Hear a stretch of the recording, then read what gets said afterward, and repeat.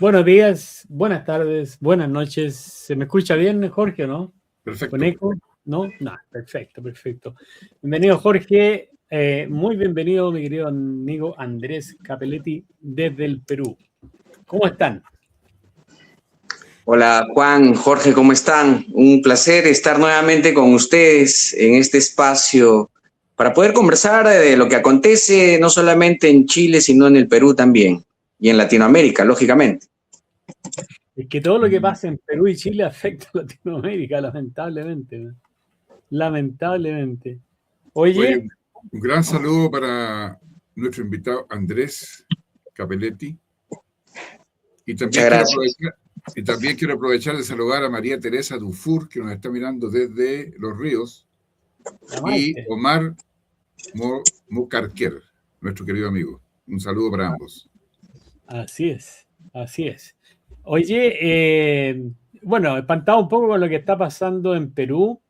Cuéntanos un poquito cómo va la situación del presidente, porque en el video que se mandó hablando de que no había ningún problema en que entre los alumnos y los profesores hubiera sexo, yo quedé muy espantado, te digo la verdad.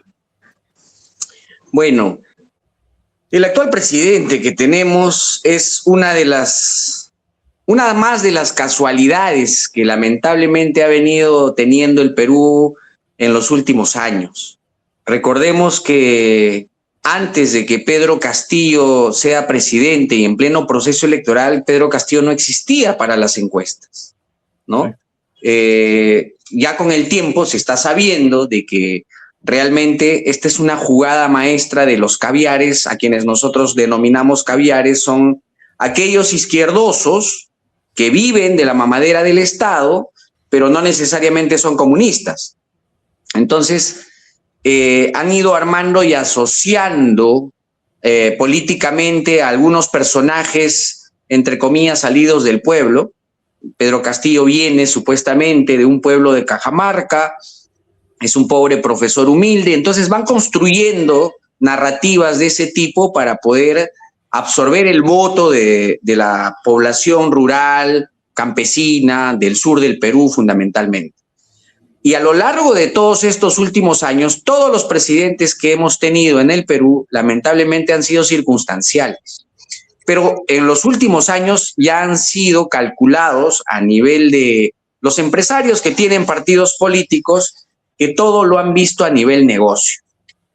Cuando sale Gerí, sale a consecuencia de una coyuntura electoral donde Rafael López Aliaga, que es el candidato representante de la extrema derecha, trata de hacerse el valiente, trata de hacerse el conocedor de la materia y trata de jalar créditos políticos a su favor, solicitando y exigiendo la salida inmediata del presidente Gerí, que era un presidente que no era de izquierda, que no es de izquierda, que es un presidente que lamentablemente sus escándalos pesaron más que sus delitos, que todavía no los tienen o que están en procesos de investigación, y ese afán de poder lograr un crédito político ha hecho de que el día de hoy estemos en una situación peor.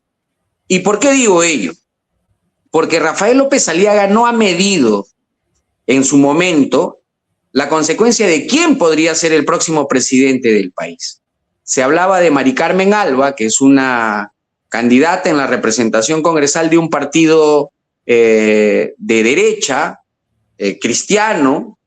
Mari Carmen Alba es una señora que realmente podría haber hecho un muy buen papel en estos últimos 5 meses, fundamentalmente fortaleciendo la democracia y guiando las elecciones a buen rumbo, pero no contaron que dentro de este Congreso, lamentablemente, tenemos a 2 personajes totalmente siniestros, totalmente negociantes, empresarios, que lo único que quieren es su cuota de poder y a través de un gobierno, del control de un gobierno, ellos podrían tranquilamente administrar su juego político para que puedan pasar la valla electoral en las próximas elecciones.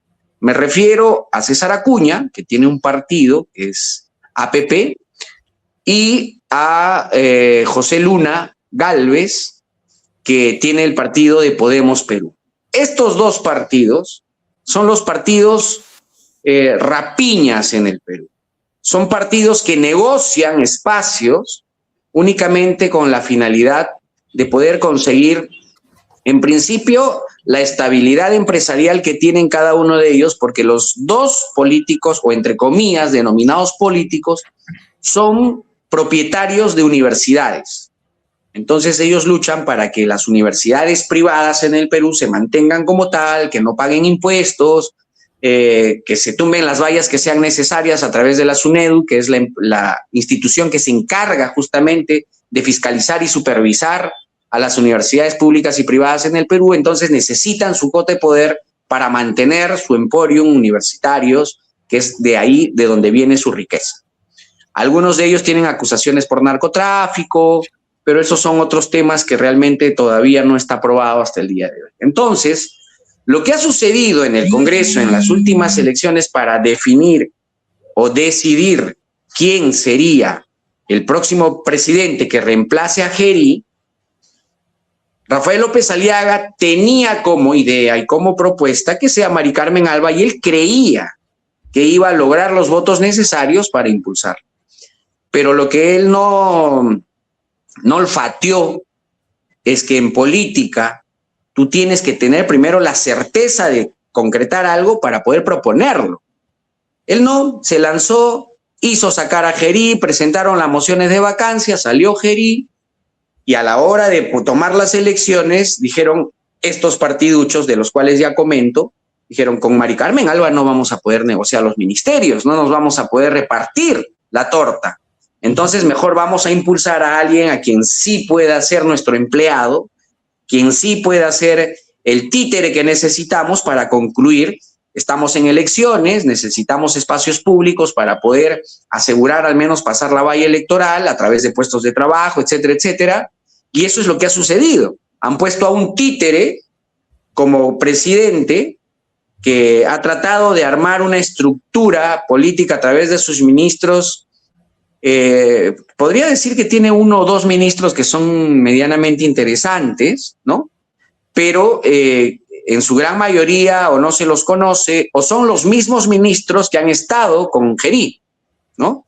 Entonces, eso es lo que lamentablemente ha acontecido y viene aconteciendo hasta el día de hoy. Y la consecuencia de tener a este presidente, que no solamente es un impresentable por lo que ya ha mencionado, porque es el defensor de las relaciones sexuales de las niñas de 13, 14 años, que para él le parece normal que las niñas se casen a esa edad y que estaría a favor de ello. O sea, es un enfermo. Es la consecuencia de las malas negociaciones y del no conocer de política, porque Rafael López Aliaga lo que viene diciendo siempre es: yo no soy político, soy empresario. Bueno, algo de político tienes que ser para hacer política. No se necesita solo ser empresario. Entonces, esto es lo que nos está pasando factura el día de hoy por las malas decisiones. Oye, Andrés, todo lo que tú acabas de decir suena, yo diría que un calcado a Chile en cuanto a la calidad de los políticos, al egoísmo, al personalismo y todas las cosas los ismos que le podamos poner, excepto una cosa. Allá en el Perú, ustedes sí pueden fácil y rápidamente remover a un presidente corrupto. Acá en Chile no podemos hacer eso. Pero es que eso pasa porque la Constitución lo permite. Lógico. La Constitución avala de que el Congreso de la República tenga dos formas concretamente de remover a un presidente. En principio, por la inmoralidad que pueda cometer un presidente, el Congreso tranquilamente lo puede vacar. En el caso de estos presidentes interinos, lo que ha pasado en el caso del señor José Gerí es que el Congreso lo ha censurado porque él es en realidad el presidente de la mesa del Congreso de la República. Entonces, al censurar a la mesa, cae el presidente y reemplazan de presidente de la mesa del Congreso, y es quien la Constitución avala para que asuma la representación presidencial al no tener presidente, que es interinamente, ¿no? No tiene los derechos ni las facultades de un presidente electo por el pueblo, pero es el representante por el tiempo que se le está ordenando representarnos, valga la redundancia. Entonces, es la Constitución la que permite que eso suceda, ¿no? Acá también hasta hace poco, por ejemplo, en el Congreso Unicameral, que vamos a tener solo hasta el 28 de julio, establece de que la Presidencia de la República puede censurar a los ministros, puede tener acciones de vacancia, pero no a partir de la bicameralidad, que va a ser a partir del 28 de julio en adelante, eso ya no se va a poder. Porque la unicameralidad termina el 28 de julio y la bicameralidad, que ya tiene Cámara de Diputados y Senadores, va a tener una función totalmente diferente. Es decir, los diputados van a tener ciertas restricciones y serán los diputados también que en el hipotético caso de una disolución congresal sean los únicos que se vayan a su casa, más no el Senado. Y así lo establece la Constitución. Oye, pero espérame un poco, dos cositas. Una, acá en Chile también se puede hacer el Congreso también puede remover al presidente mediante una acusación constitucional, que le llaman. Pero para poder conseguir eso tienes que tener una cantidad de votos importante y lo más normal es que esos votos nunca están. Y lo segundo que te iba a preguntar, en lo que tú acabas de decir recién, que ahora va a ser bicameral, ¿eso es una modificación constitucional que hicieron o toca que en esta época del año pasa eso? No. En el gobierno de Vizcarra, del presidente Vizcarra, más o menos por el 2018-19, se convocó a un referéndum donde él literalmente propuso la bicameralidad inicialmente, ¿ya? Porque se suponía que a partir del 2021 tenía que regresar, pero por un tema de negociaciones internas en el Congreso, a última hora dijo, no, ya no queremos bicameralidad. Entonces lo propuso en propuesta ciudadana para que la población decida, y la población decidió que en el Perú no exista la bicameralidad. Eso pasó en el 2018, sí, 2018. Pero el Congreso de la República hizo una reforma constitucional hace unos años, donde demoró 2 años debatir, se hizo una primera y segunda votación que se aprobó volver a la bicameralidad. Y yo creo que en el Perú es importante, como en el resto de Latinoamérica, retornar a la bicameralidad por la sencilla razón de que cuando tú tienes un Congreso unicameral, muchas veces las decisiones se corrompen, porque si tú en una primera votación decidiste que el proyecto X no iba y ese proyecto tiene que pasar por doble votación, tienes un lapso de 6 meses aproximadamente de renegociar la idea y de aprobarla en 6 meses. Entonces, en ese proceso se ha demostrado a lo largo de los años de que en esos procesos han habido actos de corrupción.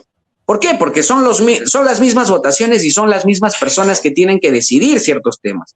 En la bicameralidad, los diputados proponen y el Senado, que podría ser muy ajeno políticamente a las propuestas de los diputados, son los que toman las decisiones de que si los proyectos van o no van, o simplemente se anulan o simplemente avanzan, ¿no? Que creo yo que esto es no solamente democrático, sino que también es más sano, porque vamos a eliminar a los congresistas corruptos, que de esos existen muchísimos en todas partes. ¿Y el presidente tiene derecho a veto? No.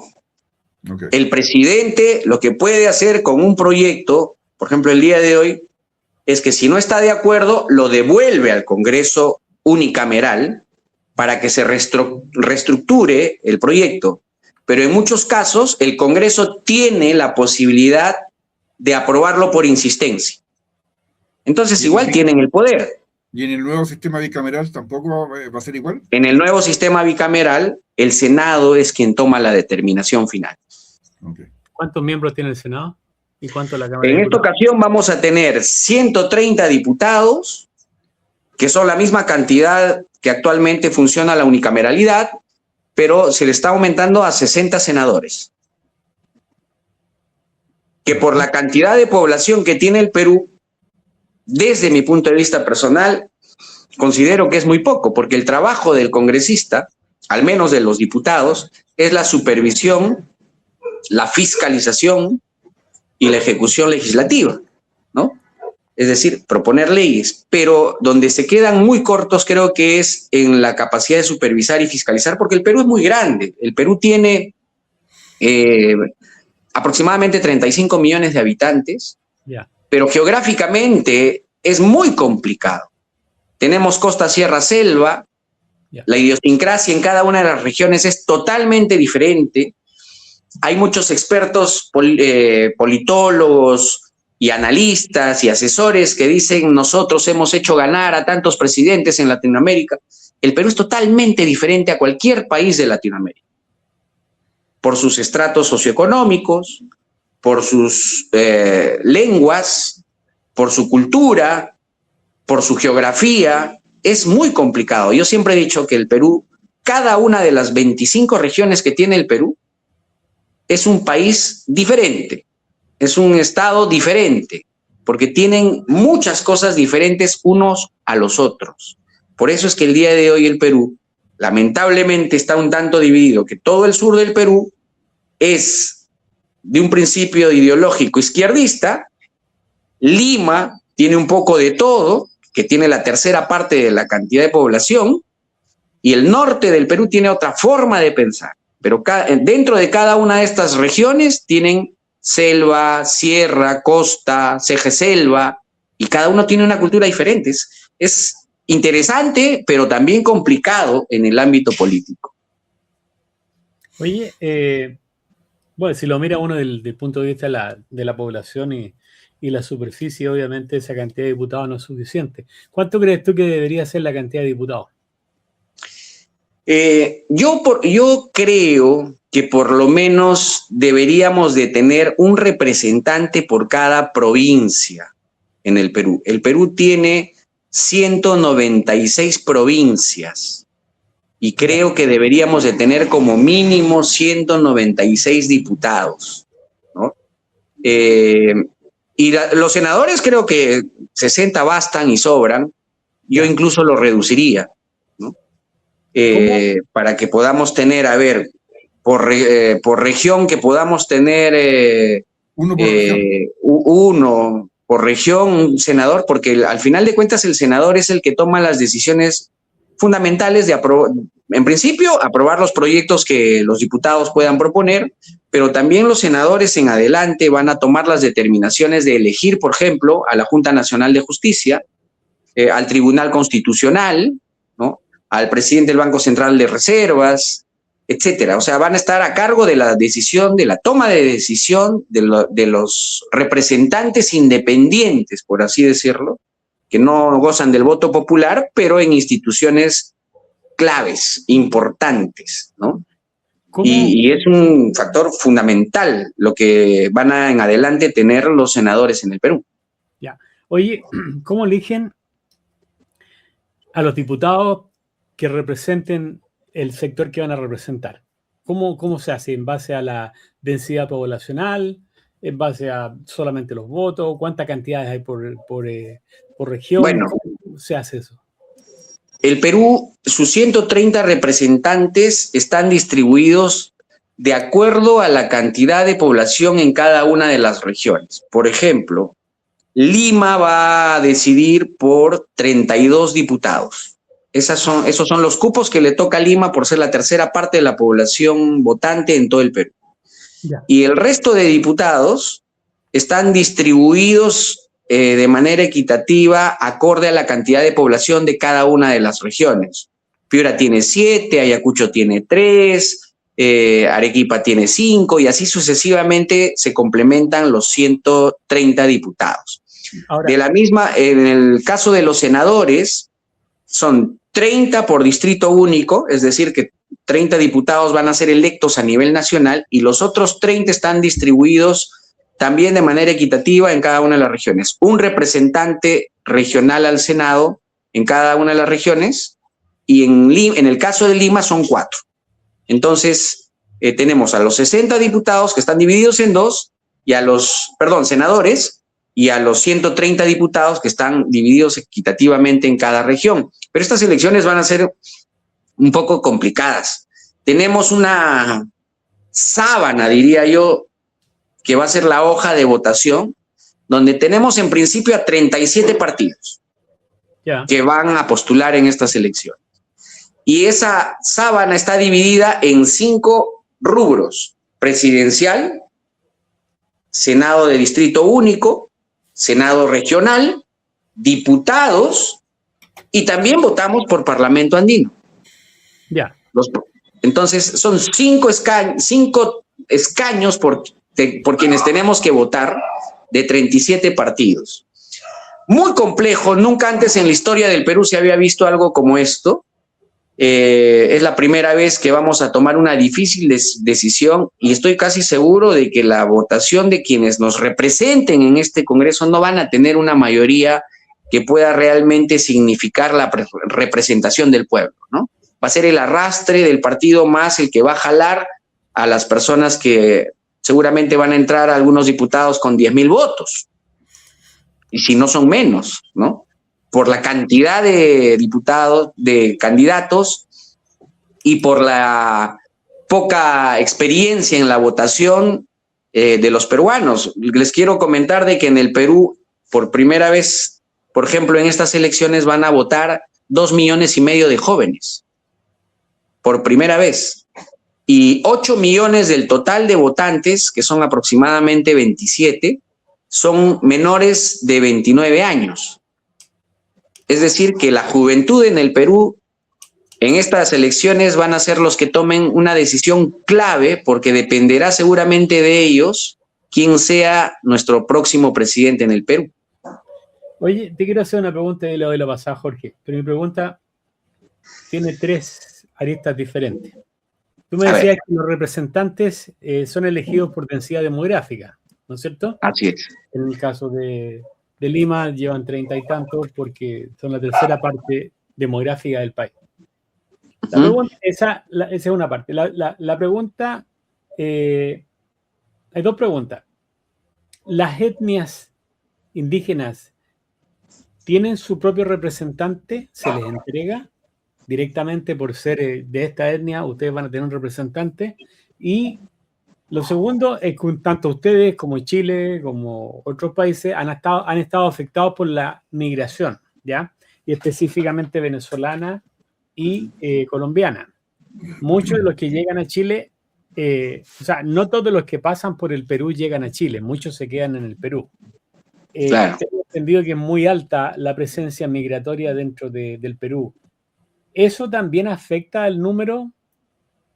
¿Afecta eso también al número de representantes que, por el hecho de usar la densidad demográfica, con estos números abultados de la migración, aunque sea ilegal, les da más cupos a ciertas regiones que a otras?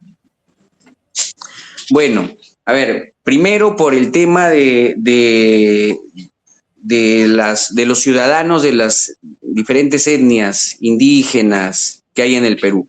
En el caso congresal, la norma en el Perú te establece de que solo existe la paridad y alternancia, es decir, que en cada una de las listas distritales, regionales, existan varón, mujer, varón, mujer, varón, mujer, ¿ya?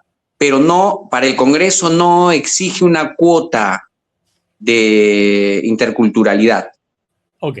Sí sucede ello en las elecciones municipales y regionales, que también se van a dar este año en el mes de octubre, pero no para el Congreso ni para la Cámara de Diputados. Eso por un lado. Por otro lado, definitivamente la densidad demográfica se ha incrementado a consecuencia de la migración, pero en el Perú los migrantes no tienen el derecho a voto para las elecciones nacionales, pero ¿no? si A menos que estén nacionalizados, lógicamente, ¿no? Pero si aumenta el censo demográfico. Por supuesto que sí. Ya. Ha habido un aumento que no creo que haya sido significativo, honestamente, en el Perú. Pero, por ejemplo, en el Perú sí podría participar de una elección municipal o regional un migrante que sea nacionalizado peruano para ser electo. lo que no puede es postularse para una elección nacional, congresal, Senado, presidencia, no se puede. Pero sí para una municipal, basta que cumplan los requisitos de vivir 2 años consecutivos en el distrito, en la provincia, y que esté nacionalizado antes de esos 2 años, lógicamente, en el lugar de origen, ¿no? Y que podría también votar. Pero no es significativo, honestamente, la cantidad demográfica, ¿no? Acá lo que va a ser importante en las próximas elecciones, creo yo que es el voto de la juventud, de esta nueva juventud que va a votar por primera vez y que honestamente están cansados con la clase política y todo lo que estamos viviendo en los últimos años. En los últimos 9 años tenemos 10 presidentes. Uh-huh. Es una cosa de locos. Y que gracias a Dios y gracias al trabajo independiente del Banco Central de Reservas del Perú, es que tenemos una economía fortalecida, una economía estable, y lógico, eso va acompañado de las grandes oportunidades que se le han abierto al Perú en los últimos 15, 20 años, con los tratados de libre comercio, con los minerales, con el trabajo y el esfuerzo de todos los peruanos, ¿cómo no? La agroexportación que está teniendo un crecimiento enorme en los últimos 10 años apenas, ¿no? Entonces, eso es importante, rescatar que el Perú, gracias a una constitución que justamente le da la fortaleza a los empresarios, a los ciudadanos, el respeto de los contratos bilaterales, el respeto a que las inversiones no se puedan absorber rápidamente como ha ocurrido en Venezuela o como quienes lo han intentado hacer, como Pedro Castillo, que las fuerzas militares están justamente para defender a la Constitución. Y por ello es que en el Perú en los últimos años hemos tenido tantos presidentes, es decir, no nos sirves, te cambiamos, no nos sirves, te cambiamos. Cometes un ilícito, chao, ¿no? Pero eso también no le beneficia al Perú. Eso sucede porque lamentablemente creo que nuestra democracia todavía está en pañales. Estamos en un proceso de aprendizaje, de vivir en democracia, ¿no? En Estados Unidos, para fortalecer su democracia, les demandó 200 años. De luchas, de guerras civiles, de muertes, en fin. El Perú recién lleva de manera consecutiva en democracia, sin interrupciones dictatoriales, 25 años. Este año cumplimos 25 años de vida democrática continua. Al margen de nuestros errores, al margen de nuestras debilidades, de las malas decisiones de los ciudadanos, pero tenemos 25 años de una democracia ininterrumpida y creo que así debería de ser, con el propósito de seguir fortaleciéndonos en el camino y aprendiendo de los errores, ¿cómo no? Ya, y aquí le dejo el paso a Jorge. Pero la última preguntita corta. Esa juventud que está cansada de los políticos y todo lo demás, ¿tiene una cierta orientación política o es de esa gran masa de personas que votaría por cualquiera que sea diferente a la clase política actual? Y de ahí seguís tú, Jorge. Mira, ahí tenemos nosotros un inconveniente muy complicado. En las últimas encuestas se establece que el 50% de la población votante todavía no sabe por quién votar y hay un gran porcentaje de ellos que no les interesa por quién votar. Hay otro porcentaje que es el 40% de la población en estas encuestas donde dice que van a decidir su voto el mismo día de la elección. Yeah. Eso es terrible. Complicadísimo. Entonces, eso pasa porque lamentablemente nuestros procesos democráticos no están consolidados. Por ejemplo, nosotros en el Perú, y creo que en Latinoamérica, se debe de trabajar el planteamiento de que dentro del proceso democrático, en principio, no deben de participar personas que han estado en la cárcel por ilícitos de asesinato o por delitos de corrupción. Pero lo que pasa en el Perú es que estos personajes que han estado en la cárcel por X motivos, una vez cumplida su pena y supuestamente están rehabilitados, tienen el derecho de participar en el proceso democrático.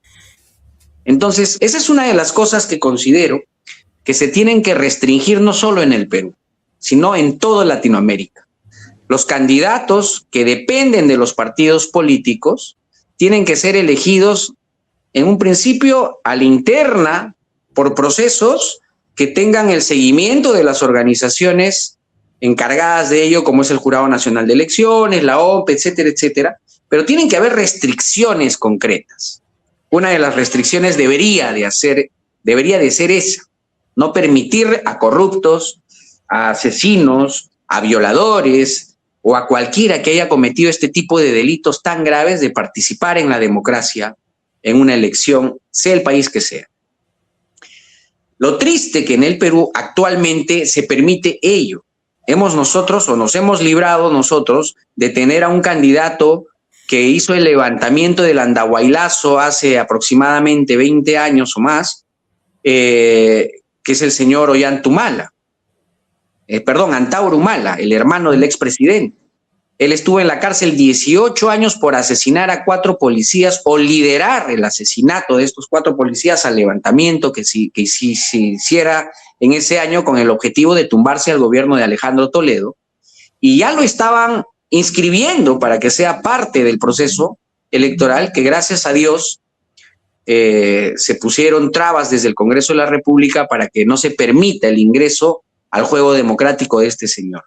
Pero hay otros como él, que no necesariamente han pisado cárcel, pero han estado en escándalos y que han cometido delitos graves, pero que supuestamente se han rehabilitado.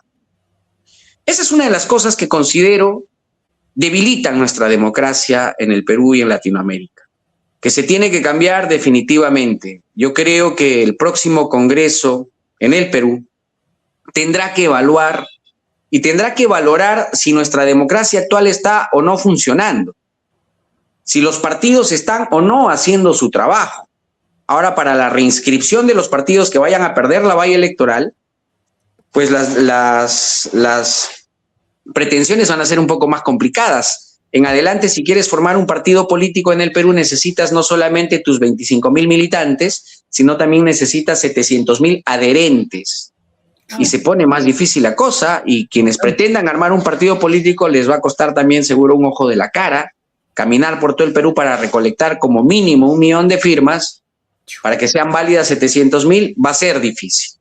Entonces, en las próximas elecciones, espero que no tengamos a 37 partidos como ahora, sino que tengamos pues a 10, 12 como máximo, y eso tiene que ir disminuyendo en el tiempo, ¿no? Ya. Te preguntaba porque una de los votantes más complejos en este momento a nivel internacional, la generación Z, los cabros de 18 para arriba, son los más complicados. Y eso no quieren nada con política, quieren otro estilo de vida que no representa a la mayoría del país. Entonces pueden ser una carta decidora que en manos de un mal candidato pueden llevar a un país a la pérdida. Don Jorge. A propósito de los partidos políticos, ¿cuál es el umbral que debe tener de votación un partido político en el Perú para seguir adelante como partido político o desaparecer? ¿Hay una cantidad mínima de votos que deben tener? Sí, claro. Este Congreso ha hecho unas reformas constitucionales y unas reformas en las leyes electorales que establece lo siguiente. Lo que pasa es que antes en el Perú, el caudillo era el que arrastraba todos los votos y con la cifra repartidora era el que se aglomeraba en el Congreso con la mayor cantidad de congresistas. Es decir, un congresista que sacó 8,000 votos podía estar dentro del Congreso ante una persona que sacó 50,000 votos, pero que su candidato presidencial no tuvo la fuerza suficiente para meter una cantidad importante de congresistas. Y eso era injusto. Es injusto. Hasta el día de hoy más o menos funciona así, pero en esta ocasión ya no es el que arrastre la cabeza presidencial, sino que para que tú pases la valla tienes que sacar el 5% de votos para diputados o el 5% de votos para senadores. Y como mínimo tienes que meter, con 5% metes a 3 senadores y con 5% metes a 7 diputados. Entonces, Hoy ha cambiado la figura. Ya no te vale que el candidato presidencial te saque 15%, ¿no?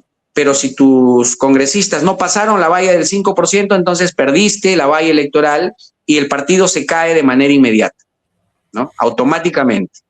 Ya. Y es por ello que el juego ha cambiado y quienes van a impulsar el voto de la valla electoral va a ser o los diputados o los senadores. Y para ello necesitan pasar la valla del 5%.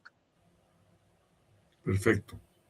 Muy bien, es un sistema que por lo menos va limpiando a los chicos que revuelven el gallinero más de lo que aportan. Realmente sí. Va a ayudar.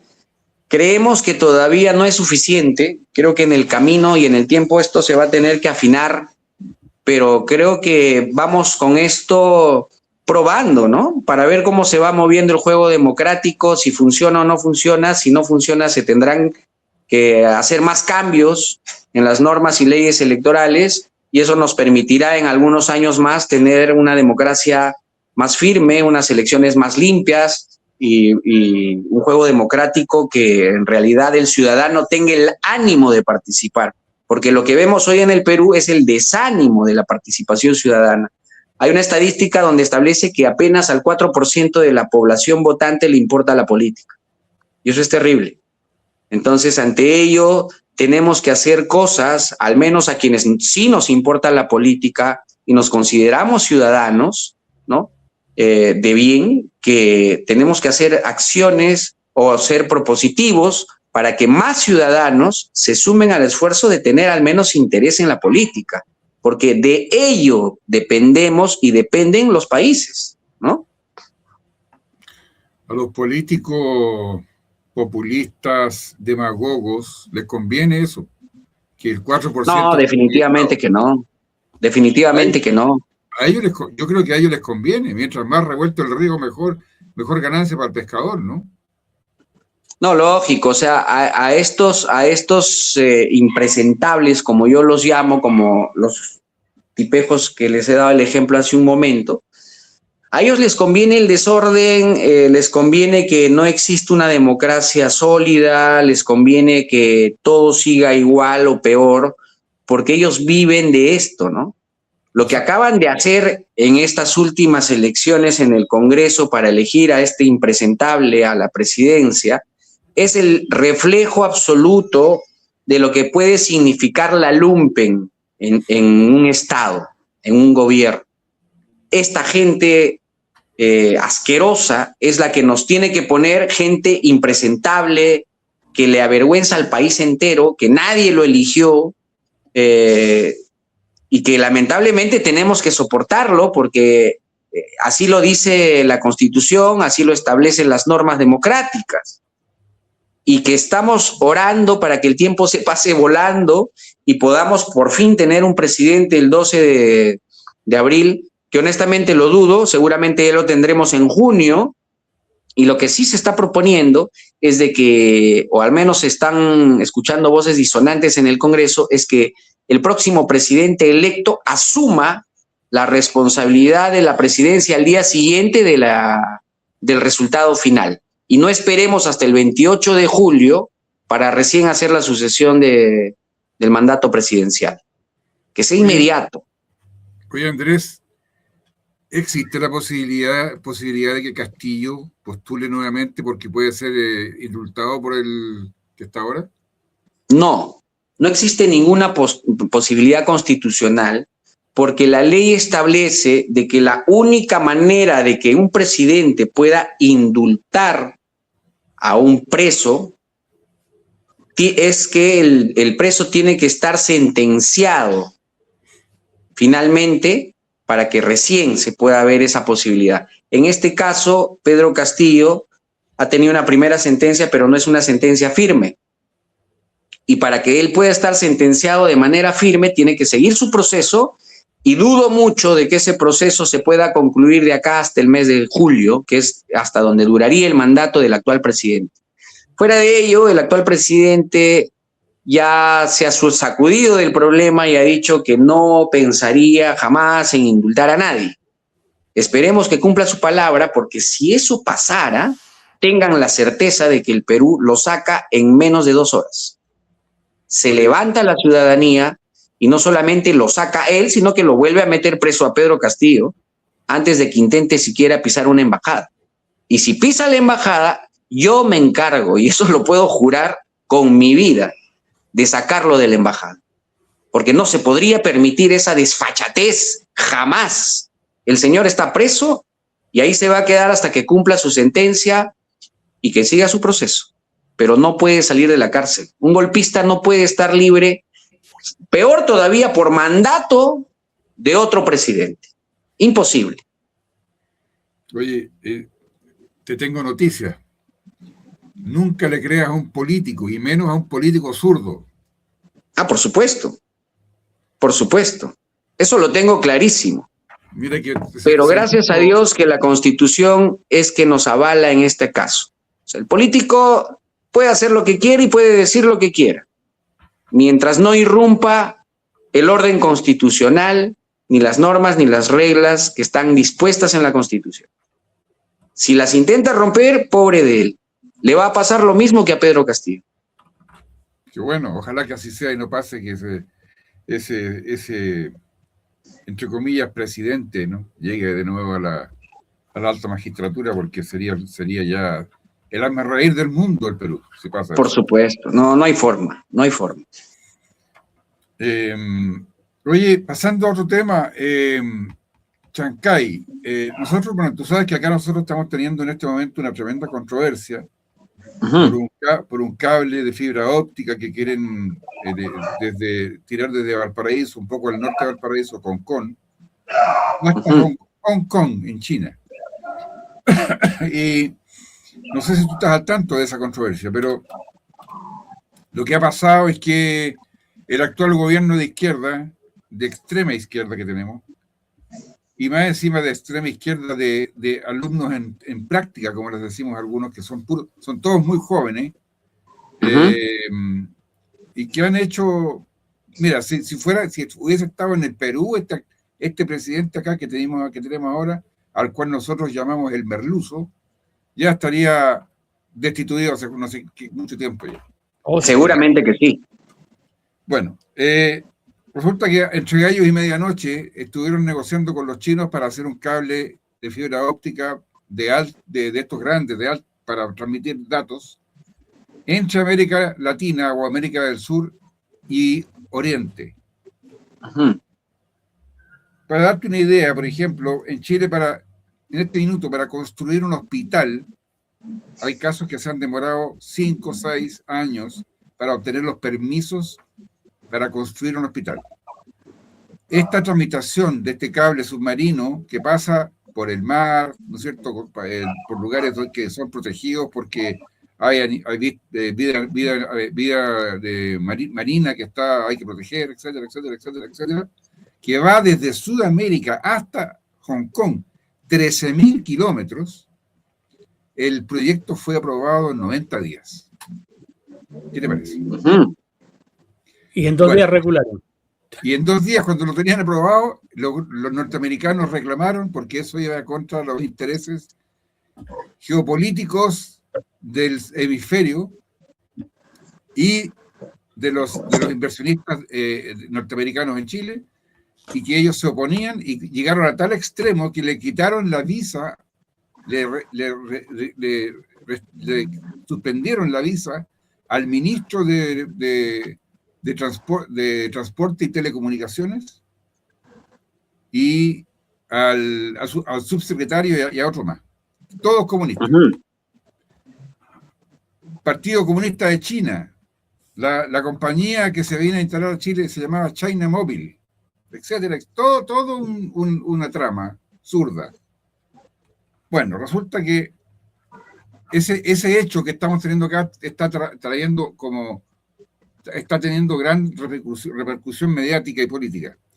Y, entre tanto, ha salido el tema de Chancay acá también, porque se ha sabido que el Estado peruano ha tratado de tener acceso al puerto de Chancay y no los han dejado entrar para hacer los controles que le corresponde al Estado como nación soberana, hacer sobre su propio territorio.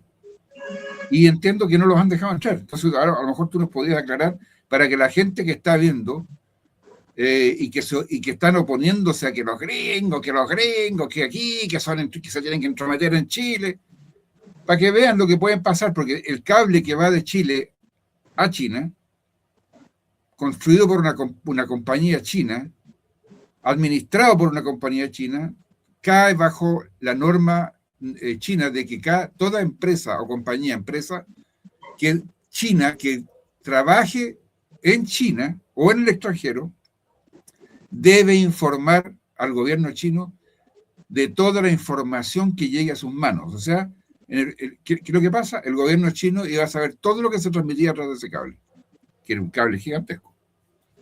Entonces, en Chancay pasa que no pueden entrar los funcionarios del Estado peruano a controlar. ¿O no es verdad eso? A ver, resulta que cuando se dio la concesión a China, el Estado peruano es parte y socio accionista de esta mega obra, ¿no? El detalle está en que dentro de todos estos procesos efectivamente hubo un interés por parte de China de manejar la totalidad del megapuerto. Se han llevado procesos a la vía judicial en donde actualmente se viene peleando dichos procesos. Se ha evidenciado... Perdóname, sí. ¿Por qué tiene que llegar a la vía judicial que el Estado peruano tenga que pedirle a una empresa, Cosco, acceso a territorio peruano? Porque lamentablemente hay contratos y tratados que se han firmado, pero que justamente cada uno tiene una interpretación totalmente diferente del tema. Pero se ha evidenciado los actos de corrupción en algunos jueces y fiscales que han favorecido de alguna manera a las empresas chinas, o a la empresa china, o al gobierno chino. Y todo ello nuevamente se está recomponiendo en la vía judicial por justamente esas evidencias de acciones de corrupción que han habido. Yo sí creo de que el Estado peruano tiene que ser firme en las decisiones y en la administración de nuestros propios espacios. Tu inversión, bienvenida, pero tú no puedes hacer aquí lo que te dé la regalada gana. Tenemos una cantidad enorme de embarcaciones chinas que a través de sus pescas de arrastre se llevan todos nuestros recursos naturales de nuestro litoral. Y no solamente sucede en el Perú, sino también sucede en Chile, y eso está evidenciado, y todos estos barcos son chinos. Estados Unidos en los últimos meses ha estado intentando o intenta coquetear no solamente con el Perú, sino con diferentes países de Latinoamérica para poder entrar con grandes inversiones. Al menos en el Perú tiene la gran oportunidad de que Estados Unidos puede invertir en el puerto de Corillo, que es un puerto que va a ser 2 veces más grande que el puerto de Chancay y que tiene lógicamente un presupuesto de aproximadamente $7.500 millones de inversión. Es más del doble de lo que costó el puerto de Chancay. Chancay costó 3.500 millones. Y esta es la gran oportunidad de Estados Unidos para que el mercado internacional y los nuevos ejes de distribución de mercados entre Latinoamérica, Asia, la India y Estados Unidos tengan una competencia sana, porque solamente son estos los países que pueden tener la capacidad de hacer estas grandes inversiones. Pero fuera de ello, en el Perú también se pretende instaurar un espacio de la NASA para poder despegar al espacio estas aeronaves que van a ahorrar, de acuerdo a los estudios que han hecho y es de público conocimiento, el 30% de lo que el día de hoy se gasta en hacer despegar estas aeronaves por la zona en la cual nos encontramos, que es un espacio preferente, tienen los terrenos a la medida que se requieren y van a ser también grandes inversiones. Entonces, seguramente Estados Unidos también tiene que pensar en ello, porque nosotros tenemos la gran oportunidad que creo que se nos está presentando como nunca antes en la historia. Tenemos un gran mercado que es la China, que ni produciendo todo lo que podamos producir en Latinoamérica nos alcanzaría para alimentarlos. Pero tenemos otro mercado que también es súper interesante, que es la India, y que el Perú está en proceso de firmar un tratado de libre comercio con la India, que el día de hoy tiene mayor cantidad de población que la China. Entonces, lo que nosotros tenemos que hacer, no solamente como peruanos, sino como latinoamericanos, es empezar a hacer un trabajo unificado y pensar a quién nos conviene atender. Oiga, señores, Estados Unidos, ¿ustedes quieren trabajar con nosotros? Entonces, en principio, vayan eliminándonos ciertos aranceles que no nos convienen a nosotros para poder hacer este trámite y este trance de negociaciones entre ustedes y nosotros. Vayamos viendo cuánto vas a invertir en mi país para que yo te pueda vender mis recursos. Es decir, nosotros como latinoamericanos, si vamos a empezar a funcionar de manera indistinta e individual, tengan la seguridad de que nos pueden hasta invadir y comer zapato y todo. Es por ello que el presidente Alan García, en el proceso de su mandato entre el 2006 y el 2011, gestó esta gran unión de mercados entre Chile, México, Colombia y Perú, para poder justamente negociar en conjunto. Y ha servido de mucho. Las negociaciones Asia-Pacífico han servido de mucho para nuestros países hermanos.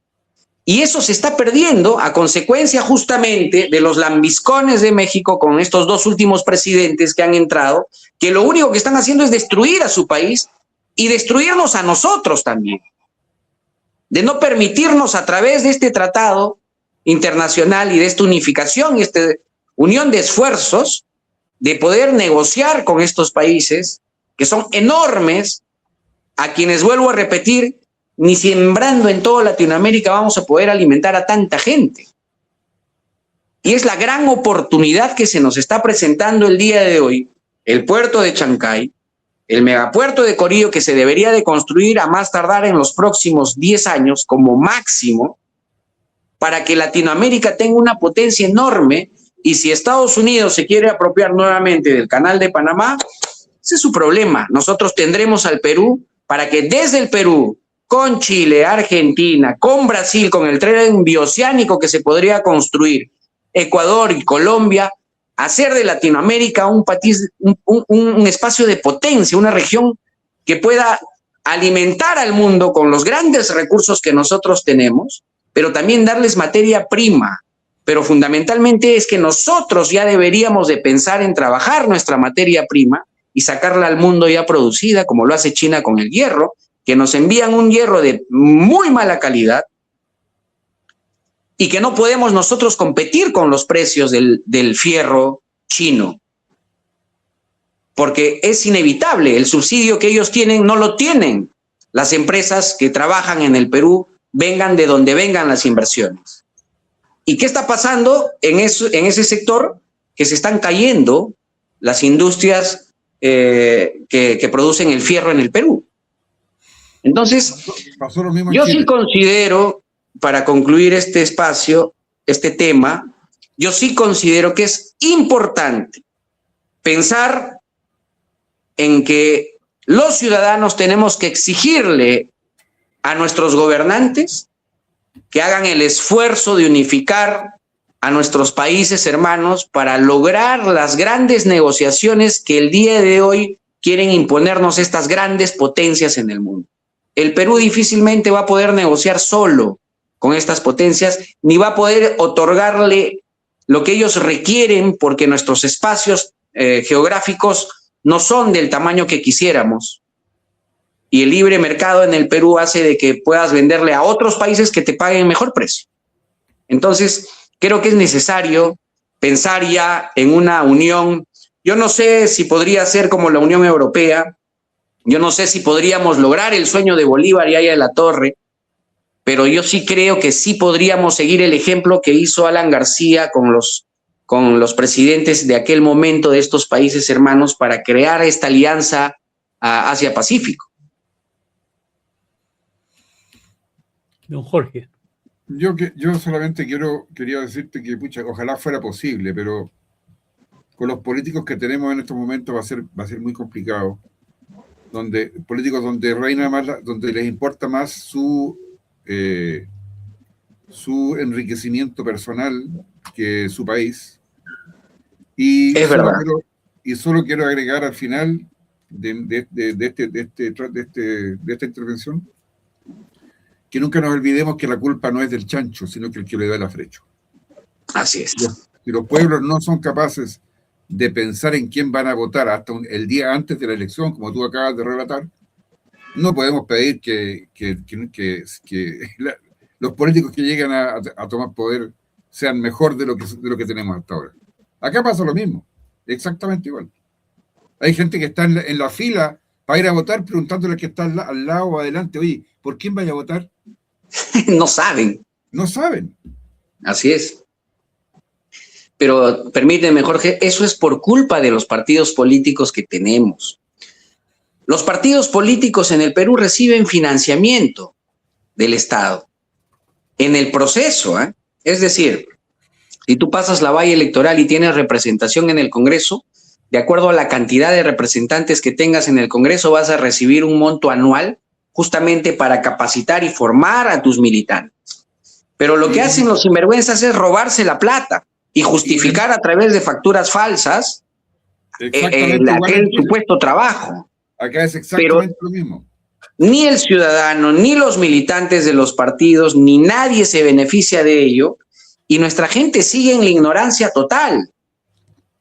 Al extremo, como te vuelvo a comentar, que las estadísticas en el Perú establecen que el 50% de la población no sabe por quién votar, y el 40% del total establece de que va a tomar la decisión de por quién votar en la fila.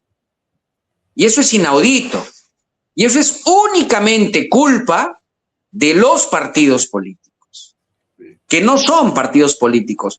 Creo que en Latinoamérica desaparecieron y quedan muy pocos partidos políticos que puedan hacer este esfuerzo y este trabajo de formación, de capacitación, de información, de caminar, no solamente en época electoral, sino caminar día a día, todos los días del año, haciendo actividades sociales, haciendo activismo político, partidario. Ha desaparecido. En el Perú yo conozco solo un partido que hace eso, y lo hace más de 100 años, que es el APRA. No hay otro. Los otros partidos que de alguna u otra forma acompañaban ese trabajo, que era Acción Popular o el PPC, en el camino han ido desapareciendo sus ideales y ha primado más sus intereses personales, porque se han dado cuenta algunos miserables que insertarse en un partido político con algo de capital es un buen negocio, pero rompen la mística, rompen la ideología, rompen los principios y las reglas de juego que impone el Jurado Nacional de Elecciones o los presidentes que van entrando de manera interina, hacen peor la situación, porque ponen reglas de juego. Por ejemplo, en el Perú establece de que para que tú seas partido y no recibas ninguna sanción por parte del Jurado Nacional de Elecciones, tienes que tener por lo menos 70 bases a nivel nacional. Es decir, tienes que tener un local partidario en 70 provincias de manera obligatoria, con un horario de puerta abierta establecida por el Estado, y por ende tendrías que tener un trabajador como mínimo en cada base para que te atienda. Y lo que no entienden es que los partidos políticos no son oficinas, no son casas, no son locales, no es infraestructura. Los partidos políticos son conciencia, mística, trabajo, esfuerzo del voluntariado de quienes pretendan hacer un partido. Los partidos políticos es la gente, no la infraestructura. Y ello ha hecho de que muchos de los partidos caigan, otros nuevos se sostengan únicamente con los recursos que vienen, sabe Dios de dónde. Y los que se mantienen de manera firme son los que reciben los recursos del Estado. Pero hoy por hoy, si no pasas la valla, te eliminan como partido. ¿Cómo fortaleces, digo yo, ¿Cómo fortaleces la democracia si lo destruyes después de una elección? El esfuerzo y el trabajo de ese pequeño partido que podría durar 100 o 200 años, no lo sé, que solamente se vería con el esfuerzo y el trabajo en el tiempo, lo destruyes después de una elección. Yo considero que ese tipo de cosas deben de cambiar. Por ejemplo, si no pasas la valla electoral, no te elimino del juego democrático para que empieces de cero y empieces nuevamente a crear un nuevo partido, porque la gente que está en ese partido, lo único que vas a hacer es desanimarla, desmoralizarla y nunca más va a ser política. Yo creo que te saco del juego democrático en este momento, pero no te desaparezco. Al contrario, te fortalezco. Hagamos elecciones internas que nos permitan ello, como sucede en Argentina. En Argentina, en las primarias, todo aquel partido político que no pase el 1.5% de aprobación, automáticamente queda fuera de la elección nacional, pero no pierde su inscripción partidaria. Siguen haciendo activismo partidario. El tiempo será el único que pueda decidir si ese partido funciona o no funciona. Lo más probable es que desaparezca porque la gente se cansa de ir perdiendo o de estar en el lugar incorrecto. Pero no desaparezco el ánimo y el esfuerzo de a quienes les ha costado construir un partido político. Yo sí creo en ello y eso es parte de la democracia. La democracia es, si no me pasas esta valla, como me incomodas porque yo sí tengo los votos necesarios, te expectoro y nunca más vuelves. Y si vuelves, ¿cuánto te va a costar volver? Se calcula en el Perú que todo el proceso de inscripción de un nuevo partido con estas nuevas reglas de juego le costaría al Perú $2 por firma. Estamos hablando que necesitas 1 millón de firmas como mínimo para que te validen 700,000. Y dentro de esas 700,000 tienes que tener 25,000 militantes. Estás hablando de que tienes que tener $2 millones si quieres tener o crear un partido democrático en el Perú. ¿Qué de democrático puede tener que tengas que invertir $2 millones? Eso se paga de alguna u otra manera. Y aquí está la minería ilegal, el narcotráfico, la corrupción, los que van a hacer que los próximos partidos existentes en el Perú sean con los recursos de esta gente, que es lo único que podría dar para crear estos partidos. Entonces, por eso vuelvo a repetir, todavía vivimos en una democracia blandengue que se tiene que fortalecer, que se tienen que reformar estas ideas de creaciones de partidos políticos y que en el camino aprenderemos a convivir unos a otros para poder reducir esta cantidad enorme de partidos políticos que seguramente se van a empezar a gestar también en toda Latinoamérica, no lo duden, no lo duden. Así es que creo que desde estos espacios es que nosotros debemos de comunicar y nuestras próximas autoridades tienen que saber escuchar a los ciudadanos para que entiendan que la democracia no es simplemente un juego entre los que ya ganaron, sino en los que van a venir. Y a mí me atemoriza algo que voy a compartir con ustedes el día de hoy con toda la audiencia. En todo este proceso yo calculo que en el Perú pasarán la valla como máximo 8 partidos de los 37. ¿De acuerdo? Entonces son 8 que van a tener la posibilidad de postular en las próximas elecciones del 2030 y 31. Pero quiero recordarles a todos mis compatriotas y a mis amigos que antes de que concluya estos procesos de inscripción partidaria, el Perú ya tiene aproximadamente 7 partidos inscritos que no han podido participar en estas elecciones, pero sí van a poder participar de las próximas.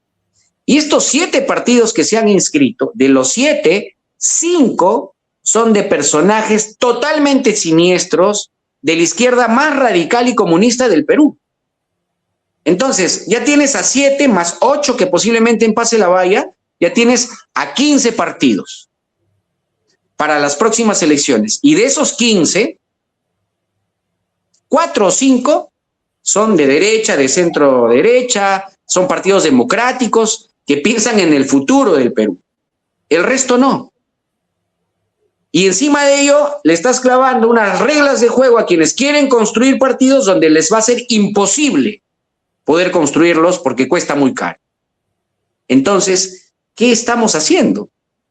Las reglas de juego tienen que cambiar, porque las próximas elecciones se las van a llevar fácilmente la izquierda, que se van a unificar, y no cualquier izquierda, ojo, sino la izquierda comunista, radical, recalcitrante, de esas que nos quieren simplemente gobernar a través del palo.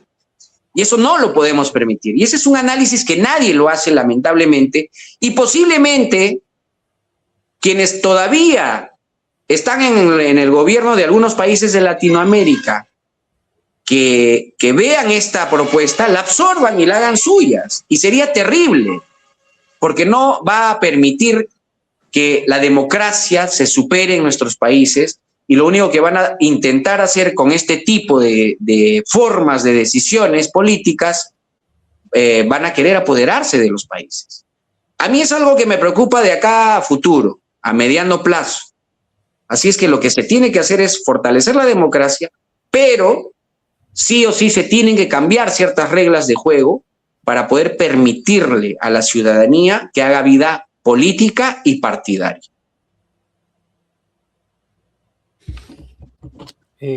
Estás relatando exactamente lo que está pasando en Chile. Imagínate, ¿ves? Entonces no estoy alejado de la realidad.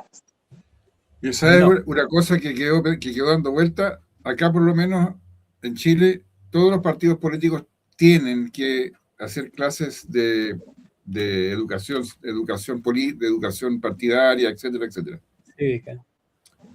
a sus militantes.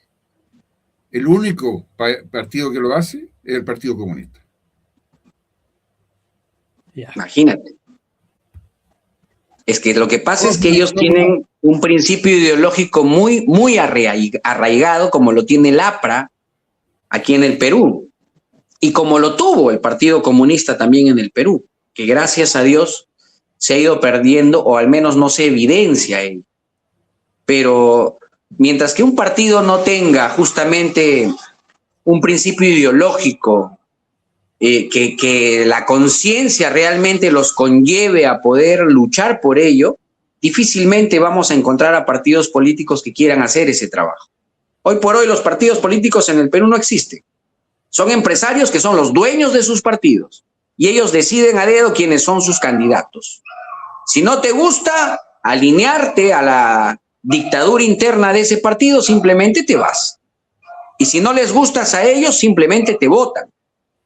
Entonces, eso es lo que tenemos que cambiar, porque eso es lo que le está haciendo daño a nuestros países y nos está destruyendo el sistema democrático.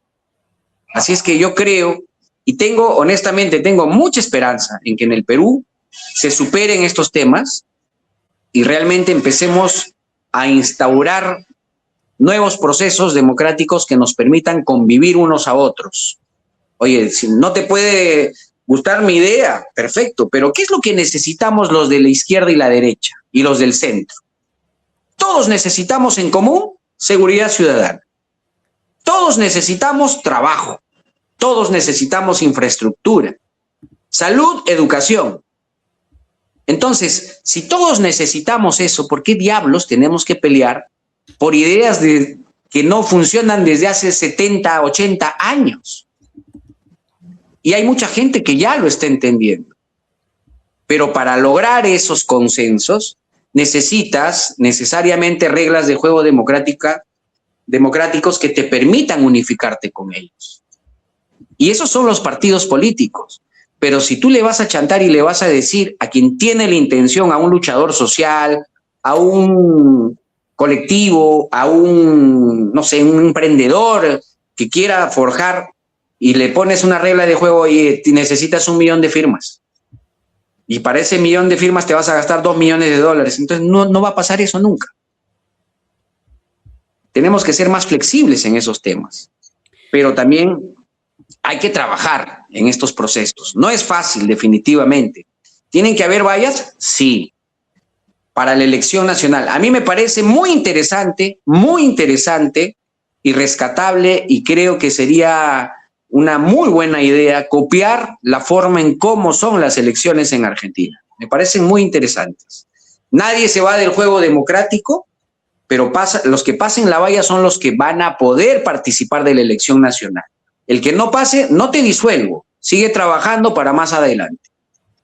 Eso creo yo que es lo que deberíamos nosotros de absorber. Me parece realmente interesante y se puede copiar a lo largo de toda la región. Bueno, Argentina tiene una idiosincrasia mucho más unida que la que tiene Chile, que la que puede tener Perú. Tiene otra manera de pensar. Pero sí, tiene razón, a mí me gusta esa idea. El sacar los partidos políticos y dejarlos de lado sin que puedan seguir aportando no está bueno. Mira, yo quiero ir para atrás un poco en lo que estábamos hablando. Tú hablabas del comercio internacional y hablabas de que India había superado en población a China, y lo cual es cierto. El año 2023 el censo demuestra que India queda arriba con 1.43 billones de personas y China queda abajo con 1.41 billones de personas. ¿Cuál es la razón que China se queda atrás? La ley esa de solamente tener un hijo. ¿Cuál es la razón de que India avanza en su población? Es mayor tasa de natalidad, más juventud, ¿ya? Quiere decir que China se está quedando viejo, India está quedando joven. Eso es un análisis demográfico. La pregunta es la siguiente. El análisis político que tú acabas de hacer de la corrupción, que lo hiciste del Perú y también es absolutamente reflejable en otros países de la región, ¿no encuentras tú que es peligroso dejar que países que son mucho más grandes que los de uno se metan en la región y dictaminen el comercio, cuando realmente nosotros, tú lo dijiste, no vamos a ser capaces de producir absolutamente nada para alimentarlos completamente, pero sí ellos van a utilizarnos a nosotros como puentes para sus objetivos? Entonces, ¿no crees tú que es medio peligroso eso para la región? No, yo creo que es sumamente peligroso. En la época de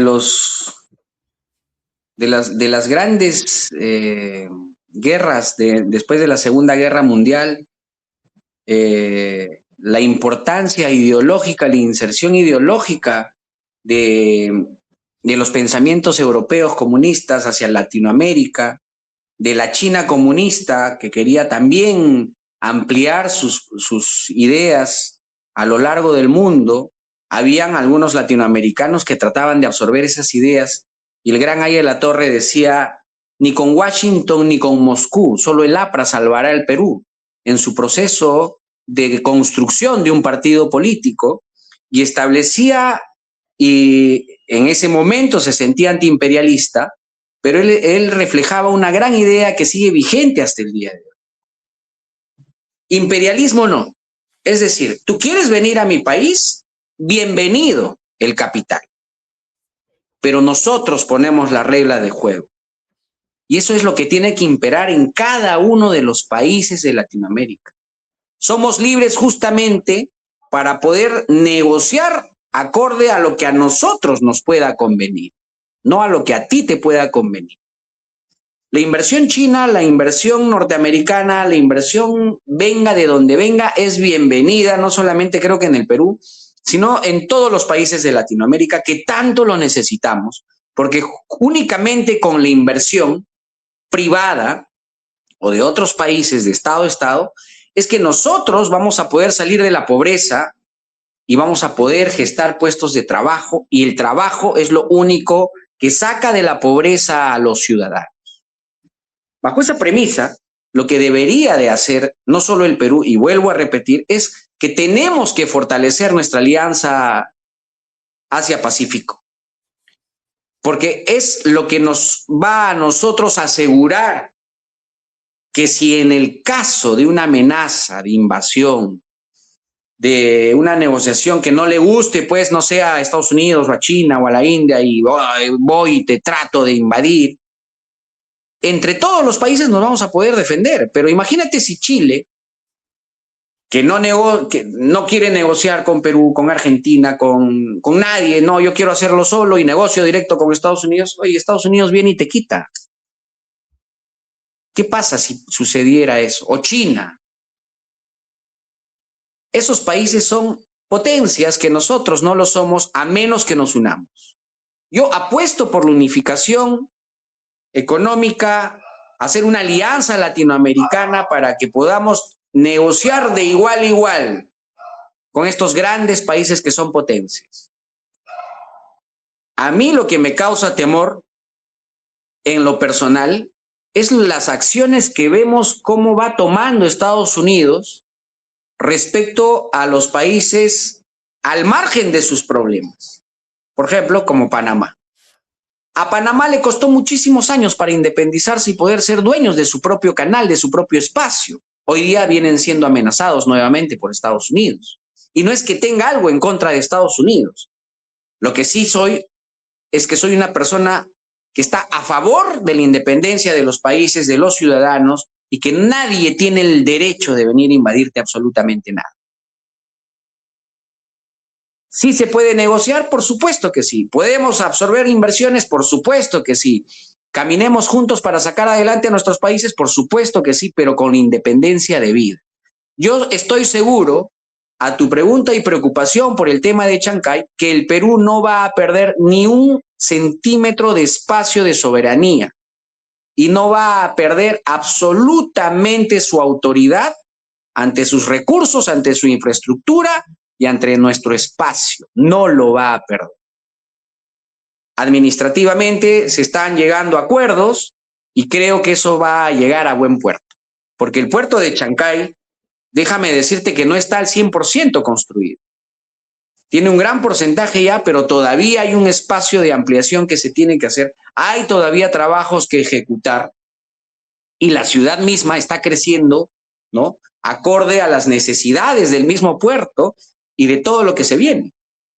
Así es que todavía hay mucho pan por rebanar respecto a ese aspecto, pero sí ser firmes en establecer nuestros derechos como peruanos, y así va a ser. No tengo la menor duda de ello.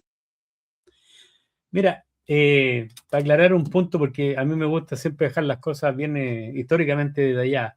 En el Tratado de Torrijos, de Panamá, del Canal de Panamá, entre Torrijos y Carter, la fecha de entrega se estableció en la misma y se cumplió tal cual fue. En este momento la amenaza que tiene Estados Unidos sobre el Canal de Panamá tiene que ver exclusivamente como China se está metiendo en la administración del Canal de Panamá, que Estados Unidos no lo quiere, que es lo mismo que pasa con el cable submarino y todo lo demás. No es que Estados Unidos quiera ir a quitarle a Panamá el canal, si mientras Panamá mantenga la igualdad para todos y no deje que China lo maneje, estamos al otro lado. Pero la pregunta mía es, para tú llegar a tener una asociación de países tipo Comunidad Europea, tienes que pensar en tener una moneda en común. Los países tendrían que tener todos más o menos la misma capacidad económica, ¿me entiendes? No pueden haber países mucho más pobres que otros porque si no termina siendo un lastre, como ocurre con la Unión Europea y caso específico, Grecia, que ha tenido que ser salvada de dos cosas por parte de la Unión Europea. ¿Cómo se podría lograr algo así sin que nos afectara que hubieran países más ricos que otros y países muy pobres dentro de esa Unión Latinoamericana? Que a mí me parece una excelente idea por lo demás, pero me preocupan los partidos políticos y lo que te estoy diciendo ahora. Bueno, en realidad es muy complejo, ¿no? Tocando el ejemplo de Europa, en Europa pues no es que todos los países tenían un sistema económico similar y mucho menos políticamente, ¿no? Pero han llegado a entenderse para lograr una sola moneda, que eso ya es muchísimo. En el Perú, en Latinoamérica, en realidad, tendríamos que iniciar un proceso que no sería ni de corto ni mediano plazo, pero debemos de iniciar. A lo que yo me refería es de que el trabajo que se hizo con la Alianza Asia-Pacífico, donde estuvieron involucrados algunos de los países latinoamericanos, fortaleció nuestras economías y se lograron grandes negociaciones justamente con estos países de primer mundo. Y no es, creo, necesario de manera inmediata pensar en hacer una sola moneda en Latinoamérica, que lógicamente ese sería un sueño que, vuelvo a repetir, viene desde la época de Bolívar. ¿no? Ya. Pero sí creo que podría ser el inicio de ese trabajo y de ese esfuerzo para que las próximas generaciones lograsen llegar a ello. Creo que nos falta mucho, tenemos todavía países muy diferenciados y siendo vecinos. A ver, al lado nuestro está Bolivia y su situación no es de las mejores. Por el otro lado, nosotros tenemos a Ecuador y a países que todavía están inmersos en el narcotráfico, como nosotros mismos.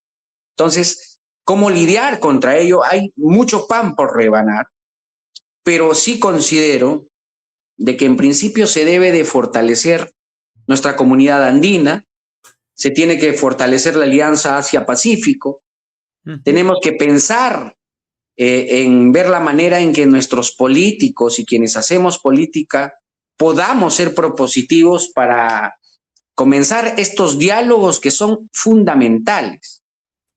El empresariado privado a nivel de Latinoamérica se entiende a las maravillas. Sí. ¿Por qué no podemos hacer lo mismo a nivel de estados, a nivel de gobiernos? ¿Qué tan difícil es ello? Hace poco estuve en una reunión personal en la ciudad de Tacna y me fui a almorzar a un restaurante muy conocido de Tacna, la frontera con Chile, y se presentaba un artista chileno en ese restaurante. Y él dijo algo extraordinario, algo extraordinario. Él dijo, estamos reunidos en este espacio donde no tenemos fronteras porque estamos de Bolivia, de Chile, de Perú. Y él dijo algo muy interesante. Él dijo que las fronteras solamente están diseñadas para los políticos. Pero el artista, el empresario y el ciudadano no tiene fronteras. Y eso es algo que lo tengo muy claro, que debemos de cambiar el chip. Las fronteras están específicamente diseñadas para los políticos. ¿Qué defendemos los políticos? ¿Qué defienden los políticos que cierran sus fronteras y no se dan cuenta que Latinoamérica es uno solo, que compartimos el mismo idioma, que compartimos las mismas culturas, que compartimos todo por igual? No somos unos más ricos que los otros de manera extrema, todos tenemos las mismas necesidades y los mismos problemas en los cuales debemos de salir adelante, y la única manera de salir adelante es hacer o copiar lo que los grandes países han logrado hacer. La Unión Europea, Estados Unidos, la misma China comunista, que de comunista ya no tiene nada, ¿no? Y la India, ¿cómo está creciendo la India? Yo calculo que en 20 años la India va a ser la primera potencia en el mundo, a pesar de sus dificultades y con la cantidad de población que tiene. Entonces, nosotros somos los únicos que seguimos arrinconados y que somos más ricos que ellos en proporción a nuestra geografía y a nuestra cantidad de habitantes. Y estamos desperdiciando grandes oportunidades por culpa de algunos políticos que todavía viven sueños de opio de los años 30 y algunos otros que lo único que tratan de hacer es robar todo lo que puedan, como si van a vivir de manera eterna, ¿no? Entonces, mucho por trabajar, estimado Juan y Jorge. Mira, fíjate que yo te podría contestar lo de fronteras abiertas. Yo estoy en contra de las fronteras abiertas. Porque para que tú tengas fronteras abiertas tienes que estar en igualdad de condiciones. Claro que sí. Si tú tienes, ¿y a qué me refiero? Fíjate que ni siquiera voy a hablar de economía, sino que voy a hablar solamente de salud. En Chile estaba erradicada la sífilis, el SIDA y otras enfermedades de transmisión sexual. Se abren las fronteras para que lleguen los inmigrantes y Chile hoy día lidera los números en esas enfermedades de transmisión sexual. ¿Gracias a qué? No solamente esas que acabas de mencionar, sino que el VIH. Sí, pues lo dijiste ya. Okay. Ya. Entonces, esa es la parte complicada. Cuando tú tienes desarrollado un sistema en el cual tu país está funcionando y tú quieres armar un bloque que es muy interesante, que no es primera vez que se hace, tú lo dijiste, lo hizo Estados Unidos. La diferencia de Estados Unidos está que su historia parte hace 270 y tantos años atrás de una manera muy distinta, haciéndose de una tierra a la fuerza, pero vamos mostrando colonias, ¿ok? No podría ser comparado con una Unión Europea. En el caso de India me complica un poco más porque India, después que se va a la corona y deja de ser colonia inglesa, India se achica, po. Lo dividen entre India y Pakistán.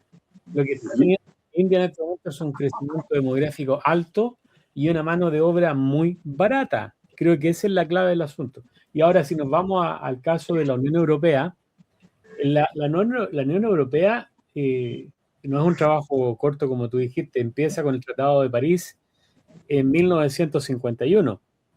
De ahí han habido 2 o 3 tratados, y el año 42 años después, en 1993, se logra hacer la Unión Europea. Y 9 años después de eso, se logra tener la moneda física, que es el euro. Entonces, la pregunta es, ¿tenemos nosotros como sudamericanos, como hispanoamericanos, hablemoslo así, como hispanoamericanos, la capacidad de ponernos de acuerdo políticamente en empezar un bloque de este tipo a largo plazo, 40, 50 años?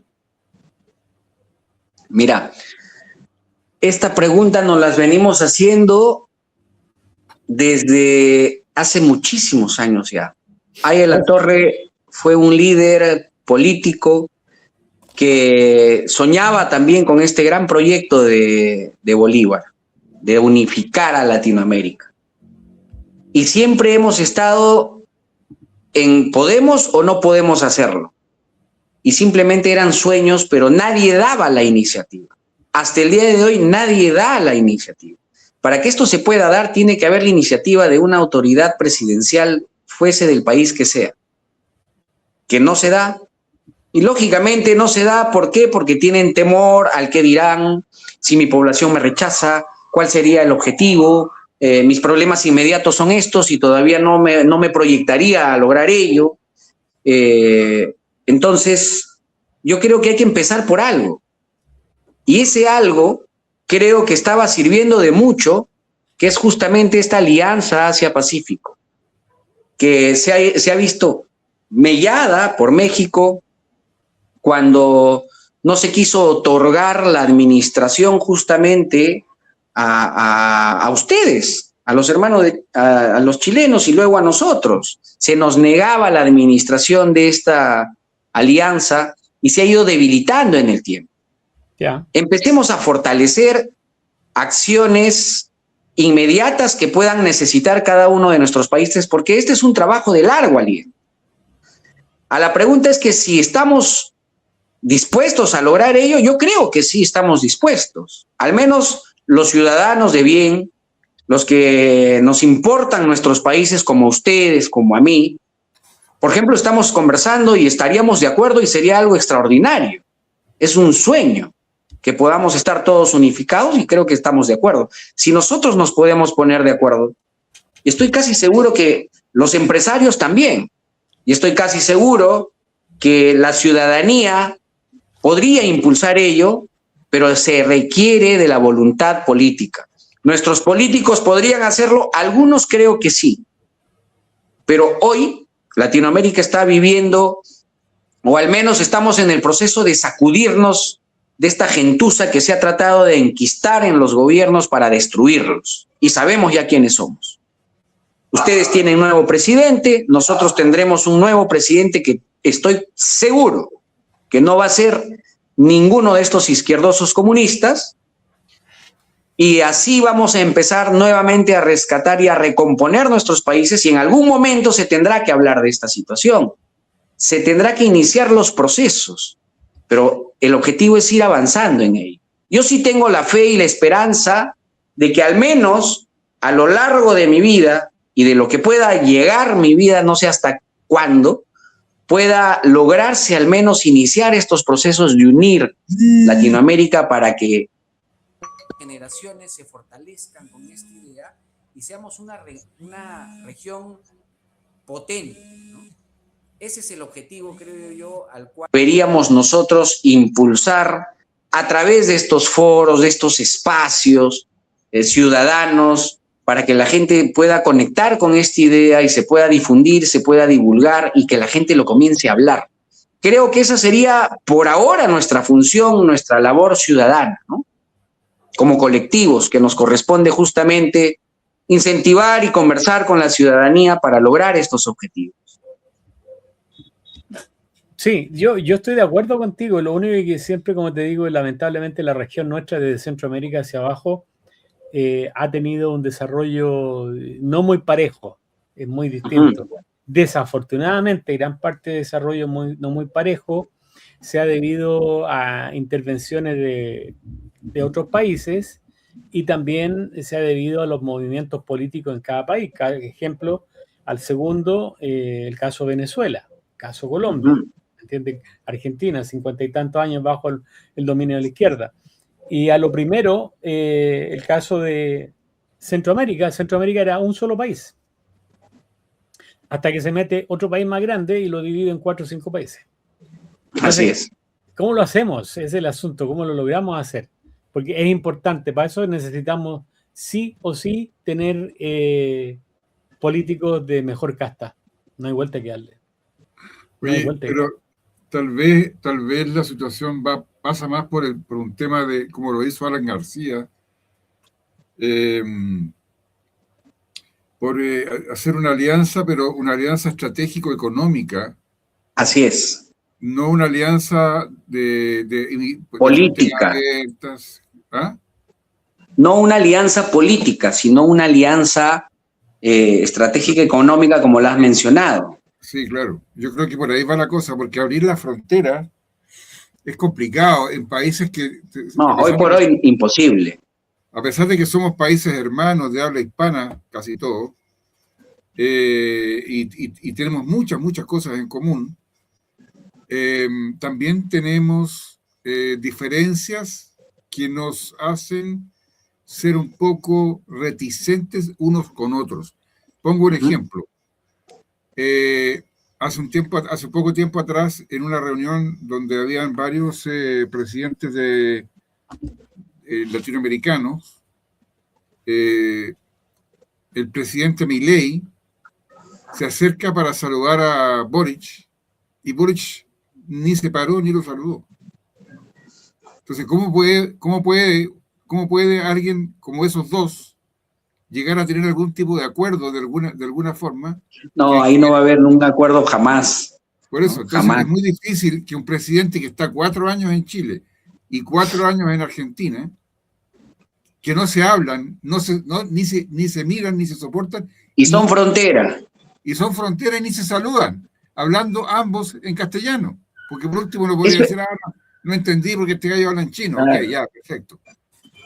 Pero ni siquiera eso. Entonces es muy difícil. Pero una alianza político-económica o estratégico-económica, podría ser factible, fíjate.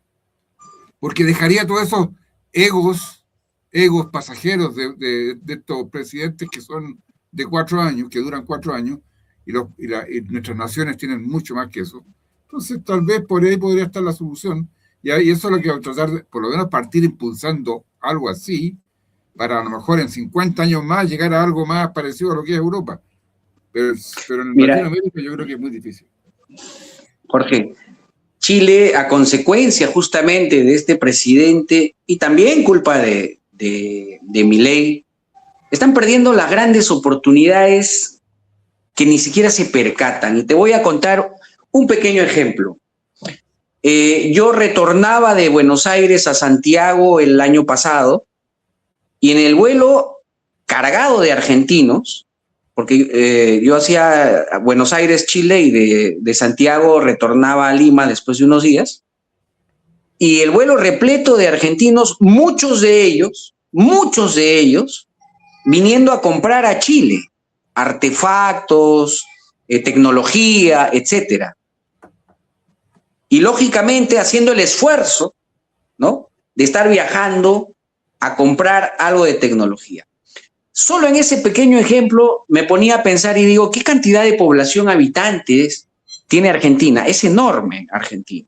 geográficamente y demográficamente.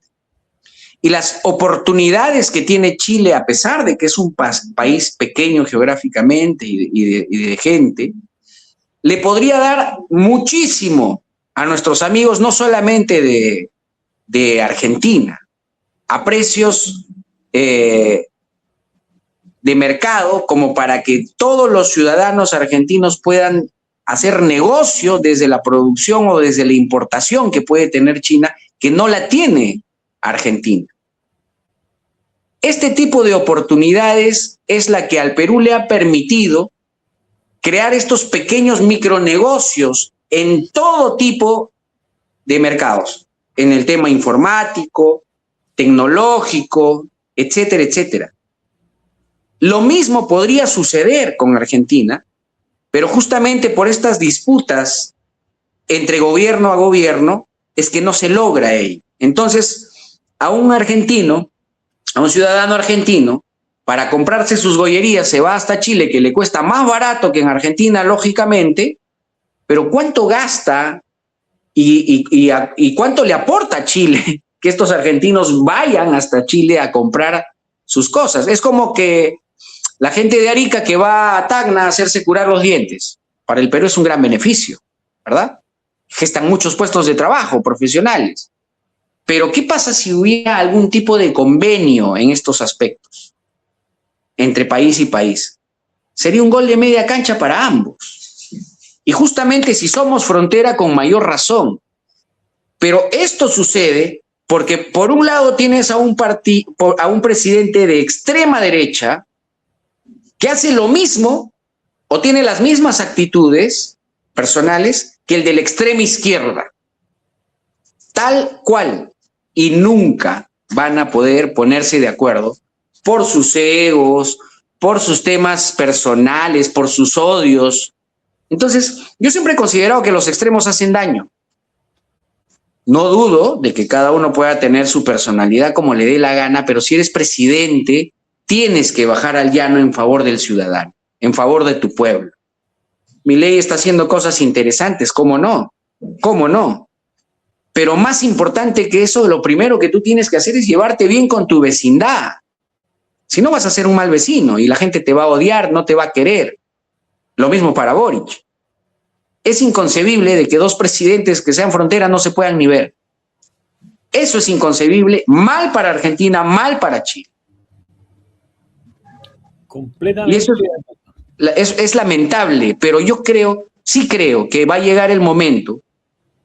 Y el momento va a ser más pronto de lo que imaginamos, con nuestros nuevos presidentes que se vienen, ya están electos, ya van a asumir dentro de poco. Creo que ustedes lo asumen ahora en marzo, ¿verdad? El 11. 11 de marzo. 11 de marzo para adelante, yo creo y tengo fe de que Chile va a tener un mejor futuro. Vamos a tener un presidente, hablando de manera coloquial, vamos a tener un mejor vecino. Con el que se puedan sentar, se pueda conversar, se pueda dialogar, pero se pueda fundamentalmente concretar acciones en favor de nuestros ciudadanos. Oye, Andrés, no sabes lo largo que se nos ha hecho desde que salió electo el nuevo presidente hasta que llegue. Ya me imagino.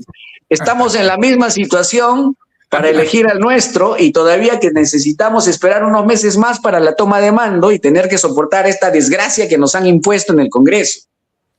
Bueno, nosotros tuvimos que soportar esta desgracia durante 4 años, imagínate. Ya me imagino. Y soportar. Estamos igual, sin lugar a duda estamos igual. Y ustedes tienen un gobierno de 4 años, nosotros lo tenemos de 5. Y en 5 gobiernos hemos tenido como 5 presidentes. Sí. Entonces es una cosa que no se entiende cómo es que todavía seguimos adelante y seguimos sacando adelante a nuestro país, ¿no? Como ciudadanos. Es por la fuerza de los ciudadanos, viejo. Así es. Por la fuerza de sus ciudadanos, que van todos los días a trabajar, porque sin lugar a dudas. A ellos no les va a cambiar la vida. Si cambian al presidente, a fin de mes tienen que pagar igual todas las cuentas de sus hogares y alimentar a sus familias. Por lo tanto, así es. Ellos son la fuerza del Perú y ellas son la fuerza de Chile. No hay sin lugar a duda. Exactamente. Mi querido amigo Andrés, llegado al final del programa, de hecho nos pasamos ya 10 minutos. Darte las gracias enorme por haber estado con nosotros, fue una clase magistral de política peruana que también se rebalsa hacia los países adyacentes, una vuelta que darle. Yo siempre aprecio mucho tus comentarios y tu posición. Me gustaría que te despidieras tú con un mensaje potente y después sigue Jorge y yo cierro todo. Claro que sí. Bueno, Juan, primero para mí es un honor siempre conversar con ustedes. No es la primera vez. Hemos tenido la oportunidad de conocernos personalmente en un gran evento que has dirigido y liderado hace ya un par de años en Santiago. Yo creo que debemos de seguir luchando, trabajando y esforzándonos desde donde nos toca. Ustedes como representantes de sus organizaciones civiles, al igual que yo dirijo 2 organizaciones civiles en el Perú, que es el Colectivo Ciudadanos por la Democracia y la Asociación de Familiares Víctimas del Terrorismo, con un solo objetivo, en principio, contra el comunismo radical que nos ha destruido nuestras vidas y viene destruyendo algunos países todavía, en favor de la democracia, y vamos a trabajar en ello para que las siguientes generaciones puedan vivir mejor que nosotros, y fundamentalmente ahora en sacar adelante a nuestros países que tanto lo necesitan. Yo tengo fe y tengo esperanza de que quienes vayan a gobernar en nuestros países en los próximos años vayan a no solamente tener un buen entendimiento, sino también sean realistas y vayan acordes a la necesidad de nuestros ciudadanos. Necesitamos que sean personas no solamente inteligentes y probas, sino que creo que van a poder lograr los objetivos de los que el día de hoy hemos conversado. Así es que con esa fe y con esa esperanza, simplemente agradecerles y decirles a nuestros hermanos de Chile y a nuestros hermanos del Perú de que tenemos que estar más unidos que nunca, porque tenemos que evitar justamente que lleguen estos advenedizos a querer hacer de nuestros países lo que les dé la gana y no tenemos que permitirlo. Si bien es cierto, Chile ya se libró de ello, creo, vamos a ver lo que pasa en el futuro. En el Perú nos toca ahora esa tarea este 12 de abril y yo lo único que podría hacer un llamado desde este espacio, porque también tenemos hermanos peruanos que viven en Chile, es que pensemos bien por quién vamos a votar. Votemos por una persona, en principio, que luche por la democracia, que sea una persona proba, que no sea comunista definitivamente, y yo creo que nos va a ir bien. Así es que agradecerte, Juan, Jorge, por esta invitación. Espero que hayamos podido tener una noche de conversación agradable con estos temas políticos que a muchos no les agrada, pero creo que va a sumar el esfuerzo ciudadano para que quienes nos están viendo puedan entender de que todavía vemos ciudadanos que amamos nuestros países y que queremos lo mejor para todos nosotros. Muchísimas gracias por la invitación. Gracias, Andrés. Don Jorge, despídase. Bueno, Andrés, como siempre, tú sabes, un gran gusto tenerte en el programa y claro, me acuerdo que nos conocimos personalmente para el evento que organizó Paz para Chile hace ya más de 2 años, yo creo, ¿no, Juan? Sí. Bueno, también comparto tu visión de que tenemos que unirnos todos los países latinoamericanos o sudamericanos diría yo, porque a ver, yo creo que haber incluido en ese tratado a los mexicanos fue un error. Yo creo que deberíamos haber llegado tal vez hasta Ecuador, Colombia, el Perú, Chile, Bolivia, tal vez Argentina, que somos más parecidos. Los mexicanos tienen otra forma de pensar. Bueno, pero eso ya pasó, ya fue. Ojalá que podamos lograr hacer algo nuevo que funcione.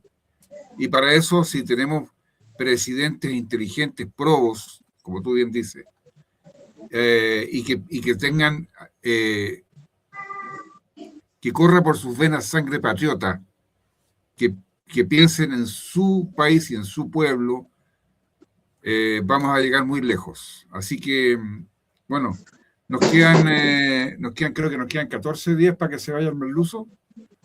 Así que, bueno. 14 largos días. A ver, estamos a 27, 28. Hasta el 11. Nos quedan 14 días. Ya. Así que bueno, ya después de eso podremos celebrar. Y quiero aprovechar de agradecer también a todas las personas que nos están viendo en vivo y que nos van a ver también en diferido. No se olviden de compartir y de dar like para que los algoritmos funcionen y el programa lo pueda ver más gente, porque estuvo muy bueno, muy interesante. No lo digo yo, lo dicen las personas que están en el chat.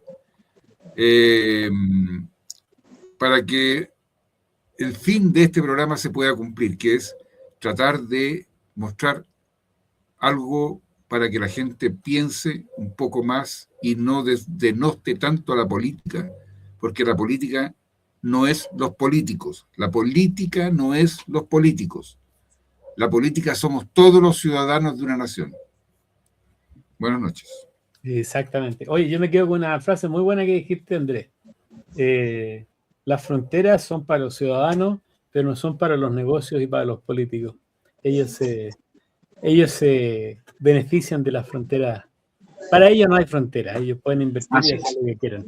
Y eso no está bien. Y hoy con la tecnología, ningún ciudadano ya tiene fronteras. Eso es cierto, eso es absolutamente verdad. Imagínate que estamos Perú, Chile y Estados Unidos en directo los tres conversando acá. Cosa que hasta hace unos años atrás era impensable, ¿eh? Estamos hablando de que 10 años era impensable. Así que muy buen programa. Los dejo invitados para el próximo jueves, el canal del Movimiento Centinela Patriota tiene un programa sobre la AFP, así que jueves creo que a las 8 de la noche. Y nosotros el próximo viernes tenemos de invitado a don Jorge Sepúlveda Hogan, que ya ha estado en nuestro programa en varias oportunidades, donde vamos a hacer un análisis pre-cambio de mando. ¿Qué es lo que esperamos? ¿Qué es lo que creemos que podría pasar? ¿Dónde va a ir el gobierno? Y al viernes siguiente tenemos un análisis psicológico con Pablo Janaszewski, nuestro psicólogo estrella, sobre el cambio de mando. Vamos a ver qué va a dar ahí. Así que saludos a todos. Andrés, un abrazo. Don Jorge, un abrazo. Cuídense. Nos vemos. Y saludos a todos los que nos acompañaron. Van a ver después. Chao, chao. Gracias, buenas noches. Gracias, buenas noches.